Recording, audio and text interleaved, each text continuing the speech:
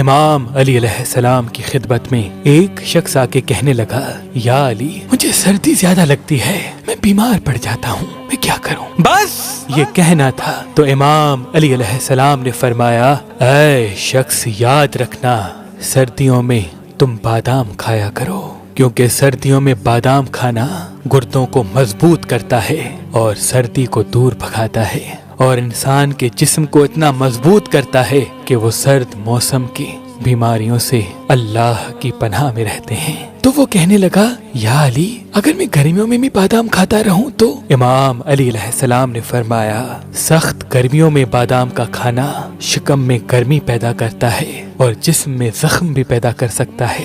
وہ کہنے لگا، یا علی، بادام کی چھلکی اتار کے کھائیں یا ایسے ہی کھائیں؟ امام علی علیہ السلام نے فرمایا، اے شخص، بادام کے چھلکے انسان کے معدے کو ہضم کرنے میں دقت ہوتی ہے، تبھی اگر تم رات کو بھگو کے صبح چھلکی اتار کے کھاؤ گے تو یہ تمہارے معدے کے لیے بہتر ہوگا۔ وہ کہنے لگا، یا علی، بادام کتنے کھاؤں؟ امام علی علیہ السلام نے فرمایا، کم سے کم ایک دن میں 4 سے 5 بادام کھایا کرو، اور کچھ وقت بعد 10 سے 12، اور کچھ وقت بعد جب تمہارا جسم ایک دن میں 10 سے 12 بادام آسانی سے ہضم کر سکے تو پھر ایک دن میں 20 سے 21 بادام بھی کھا سکتے ہو۔ اس نے پوچھا، یا علی، بادام کس وقت کھایا جائے جس سے میرا جسم بیماریوں سے محفوظ رہے گا؟ امام علی علیہ السلام نے فرمایا، صبح اٹھ کے بادام کھانے سے بادام انسان کے جسم کے لیے دوا بن جاتا ہے اور وہ بیماریوں سے محفوظ رہتا ہے، اس کا دماغ